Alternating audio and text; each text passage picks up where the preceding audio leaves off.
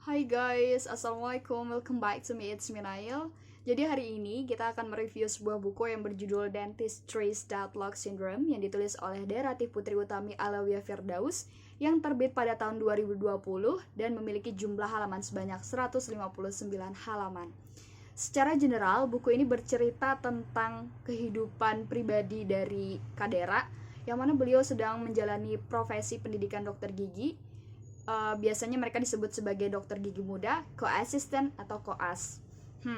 Seperti yang kita tahu bahwa kehidupan koas itu biasanya sangat menyeramkan, membuat frustasi karena mereka penuh dengan tekanan.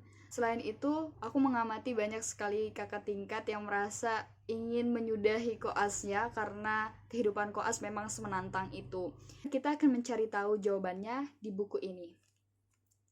Pada bab-bab awal, Kadera itu menceritakan tentang perjalanan beliau, bagaimana ceritanya beliau bisa menempuh pendidikan dokter gigi hingga sekarang menempuh pendidikan profesi dokter gigi. Selain itu, pada bab-bab awal beliau juga menjelaskan tentang stase-stase apa aja yang akan dihadapi oleh koas gigi, which is ini berkaitan dengan sistem atau ya berkaitan dengan sistem yang akan dihadapi para koas gigi. Dan di sistem inilah yang menyebabkan kenapa para koas gigi itu lulus dokter giginya lama. Karena mereka memang based on requirement. Apa itu based on requirement? Kalian bisa cari tahu sendiri di buku ini. Selain itu, di buku ini juga Kadera menceritakan tentang tipe-tipe pasien koas gigi. Dimana pada bab ini aku merasa terhibur ketika Kadera mencontohkan conversation atau perbincangan beliau dengan pasiennya, terutama kepada pasien yang sangat innocent atau tidak peduli dengan orang lain dan sulit untuk berkomunikasi. Jadi Kadera berusaha untuk membangun komunikasi, namun pasien tersebut hanya memberikan feedback, ya, oke, ya, no, like that. Jadi sedikit awkward dan bagi aku ini akan menjadi tantangan ketika aku koas nanti. Pada bab berikutnya, Kadera juga menceritakan tentang koas gigi krisis moneter. Kenapa bisa gitu? Karena pengeluaran dokter gigi muda itu banyak banget guys, mulai dari biaya pendidikan profesi, biaya beli alat, biaya beli bahan, lalu biaya membayarkan pasien. For your information, sebenarnya kalau pasien datang ke rumah sakit gigi dan mulut, itu nggak gratis. Jadi para koasnya yang ngebayarin. Kebayang nggak kalau tindakannya contohnya kayak ngebehel atau ganti gigi palsu, which is biaya yang dikeluarkan juga nggak sedikit, bisa jut-jutan gitu guys.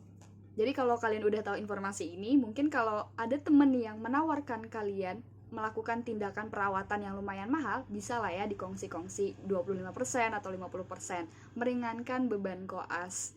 Jangan nambah beban koas berikutnya, lah dia yang koas kan, dia yang butuh pasien, jadi dia yang harus bayar.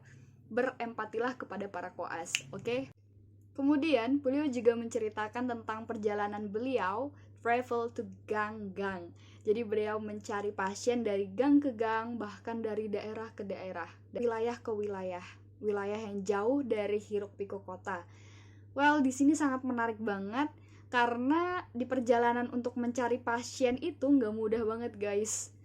Belum lagi beban kehidupan koas ketika pagi hari mereka harus melakukan treatment dan sore hari mereka harus berjuang mencari pasien. Mendekati akhir, beliau menjelaskan tentang cara jitu menjadi koas gigi yang lebih terarah, menjadi koas gigi yang ngeplan kapan beliau lulus dan kapan beliau mengejar targetnya. Pada bab tersebut, Kadera merincikan melalui tabel yang mungkin buat teman-teman yang bingung cara merencanakan hidup bisa meniru tabel tersebut.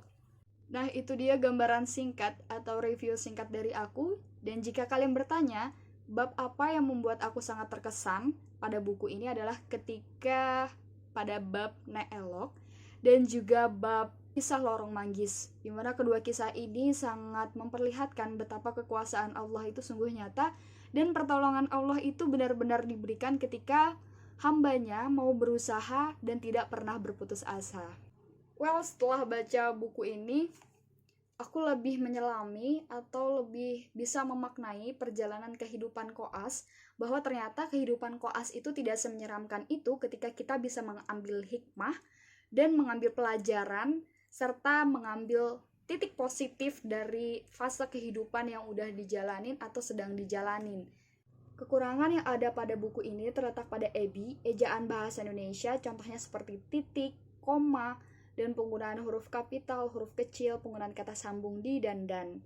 Itu sedikit mengganggu, namun hal ini ditolong oleh penulisan atau gaya penulisan yang disampaikan oleh Kadera, sehingga makna atau hikmah yang disampaikan Kadera itu masih bisa ditangkap dan mudah untuk dimengerti. Kekurangan yang berikutnya terletak pada warna ilustrasi pada buku ini. Kadera menggunakan warna ilustrasi hitam putih, entah ini relate dengan judul buku yaitu Dentistry's Deadlock, atau karena memang ada kesalahan teknis, aku kurang mengerti. Namun untuk orang-orang yang senang visual seperti aku, menyukai berwarna-warni ketika melihat sebuah buku, ini akan sedikit kurang menarik. Kemudian kekurangan yang ketiga adalah tidak adanya pembatas buku, di mana orang-orang yang seperti aku ketika membeli buku, hal pertama yang dilihat selain cover adalah buku ini memiliki pembatas buku atau tidak.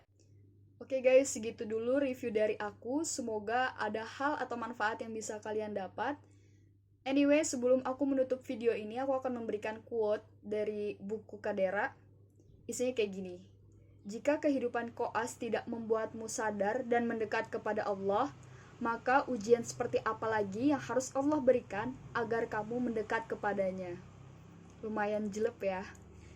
Oke, thank you guys for watching. I hope you guys enjoy and see you for the next video. Dadah. Assalamualaikum warahmatullahi wabarakatuh.